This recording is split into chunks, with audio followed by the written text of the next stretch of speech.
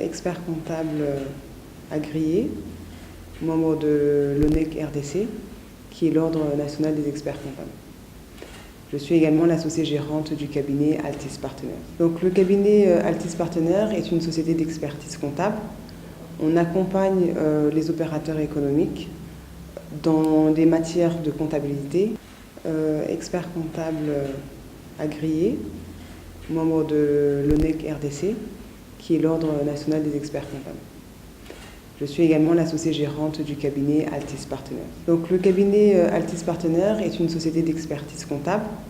On accompagne les opérateurs économiques dans des matières de comptabilité, dans des matières fiscales, dans du commissariat aux comptes, dans de la finance, dans du conseil, pour les aider à développer, à créer, à développer et pérenniser leur activité. J'en suis déjà la fondatrice, il y a 6 ans déjà.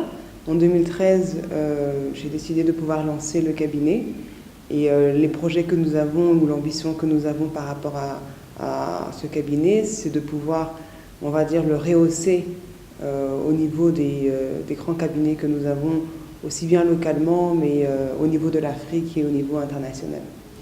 Disons que le marché de la RDC est grand, donc c'est ce qui est intéressant. Et au niveau de la profession, pour le pôle du Haut-Katanga, nous ne sommes que 2 femmes. Et nous n'avons pas, beaucoup de professionnels, des confrères n'ont pas non plus un exercice sous forme de société. Donc ce qui nous permet, nous, d'avoir déjà un avantage, de pouvoir s'asseoir sur le marché et se battre et se frotter, on va dire, aux autres cabinets déjà installés. Moi, j'encourage les femmes à être ambitieuses, à ne pas avoir peur de leurs ambitions et bien entendu à veiller à être formées pour pouvoir porter cette ambition le plus haut possible. Pas du tout. Il ne faudrait pas que toutes ces femmes se leurrent. C'est très difficile. Je parlerai de ma profession, ce qui est le plus pratique pour moi. Nous ne sommes que 2 au niveau du Katanga, comme je l'ai dit. Et c'est très difficile, même aujourd'hui, malgré les 6 ans et les dizaines d'années d'expérience que j'ai, je me retrouve encore dans des réunions où on s'attend à avoir un monsieur et non pas une dame. Mais je veux leur dire que c'est une force de caractère et une détermination qui les amènera à s'imposer dans ce milieu d'hommes. C'est déjà à la base. Je pense que l'éducation que l'on reçoit, donc au niveau académique, il faut en tout cas aller jusque-là, c'est déjà une base, mais après il faut également avoir, on va dire, des traits de caractère qui vous emmènera à être leader ou à être déterminé déjà dans ce que vous avez comme projet. Et non pas parce que je suis féministe, mais parce que je crois en la femme, je crois en ses capacités de décision, de management, et je ne vois pas pourquoi est-ce qu'elle ne serait pas également acteur à ce niveau-là, à cette sphère-là. Donc le 50-50, pourquoi pas, et j'encouragerai effectivement toutes les dames à pouvoir y ambitionner. Une différence physique, ce n'est pas une différence intellectuelle. C'est ce que je vais tout simplement vous répondre. Tout à fait.